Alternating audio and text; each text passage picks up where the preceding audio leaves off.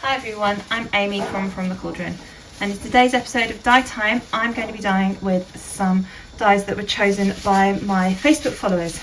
I listed all my acid dyes that I have and asked them to vote, and the top three were Turquoise from DT Craft and Design, Chinese Red from Dharma, and Intense Iris from Dharma as well.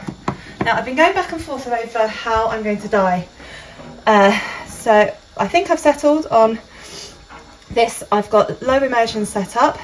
I've just loosely wound this together just to try and get a little bit of sort of resist on there. And I'm just going to add the dyes. There's a little bit of powder on top. Now I have got my mask on.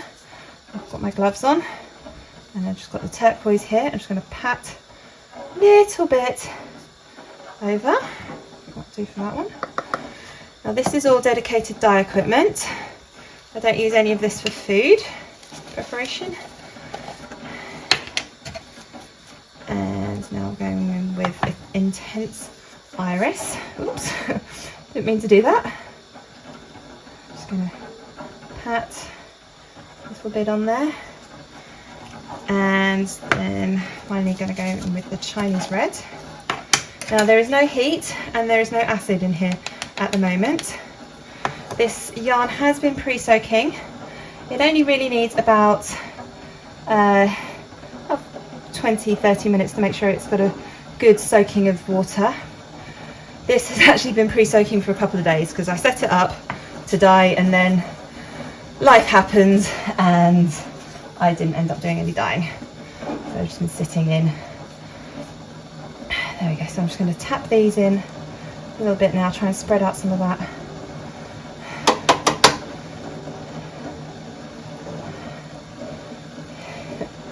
I have no idea how this is going to turn out.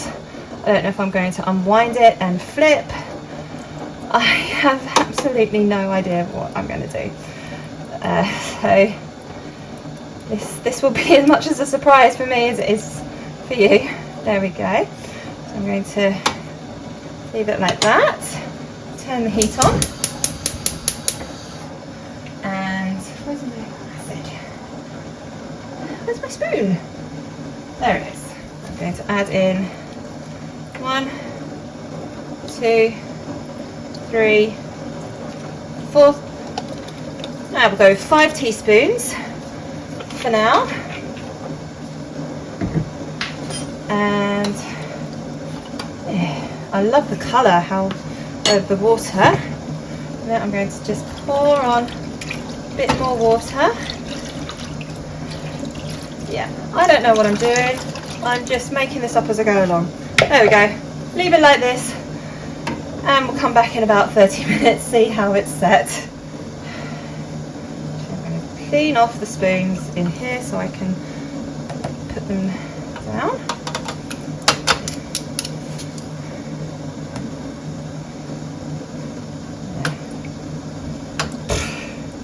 That red doesn't seem very strong, so I think I'm probably going to come in with a bit more of that red later, but I've probably used far too much turquoise in this. Oh, wish me luck. It has been some time, definitely longer than half an hour. I'm not quite sure how long, but you can see most of the water has cleared. I think I'm going to just pick this up, just have a look underneath. Oh, that looks quite nice actually. Now I can see there are some globs of dye on top.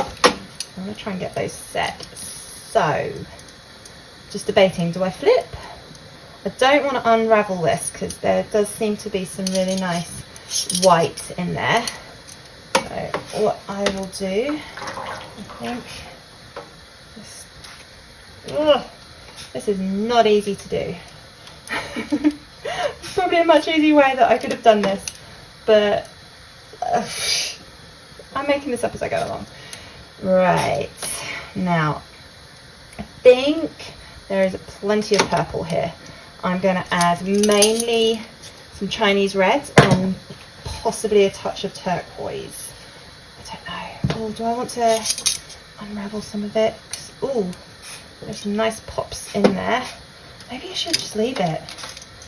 Oh, I don't know. I don't know what I'm going to do.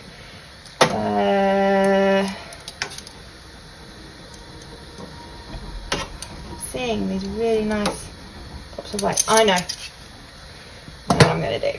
I'm going to just unravel it and have a little look inside, just so I have an idea of what the colour penetration is like. Ooh, ooh, that is great.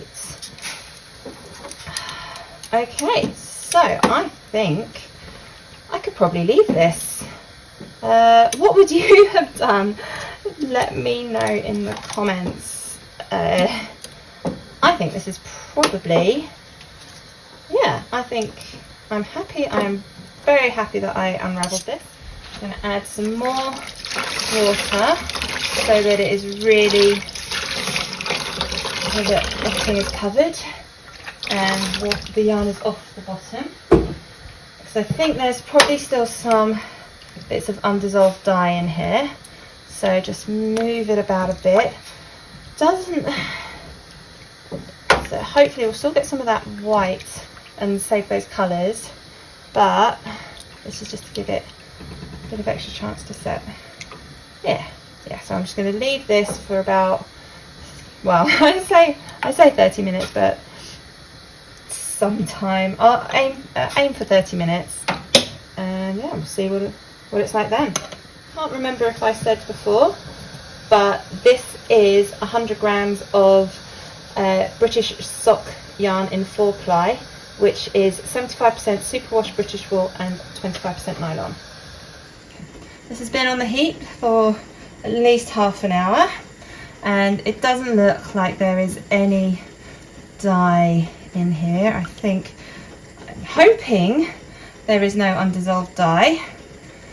As you can see, there was some undissolved dye because the whites and very, very light purplish colour now. But we've still got the red, we've still got the blue, we've still got lovely bright pops of purple as well. So I'm happy with this. I'm going to turn it off the heat and just leave it to cool down, and then we can wash it. Okay, this yarn has completely cooled down, so let's give it a bit of a wash. Doing this to see if there's any unbound dye. Hopefully there's not going to be much bleeding. There's a lot of, sometimes turquoise can bleed a bit, but I'm hoping there won't be too much of that. So I'm just adding a little bit of washing up liquid, which just helps to remove anything that we don't want in here.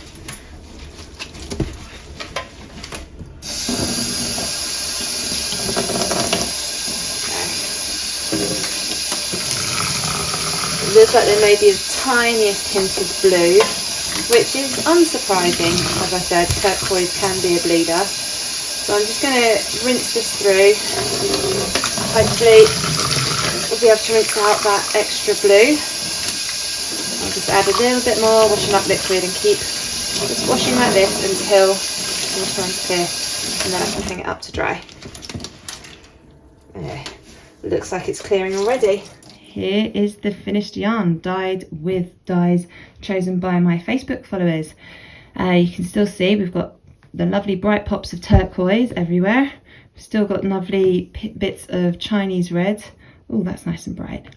And then there's lots of the intense iris everywhere, and a nice bit of a mixture of looks like intense iris and turquoise there. Let's have a little look closer. You can see the sort of the turquoise underneath, and then the purple has sort of come along on top. Looks like that probably happened when I unwound the skein and let it heat set loose in the pot. There would have been some dye that hadn't finished binding to the yarn, and so it's sort of moved around in the water and was able to bind to the yarn that way.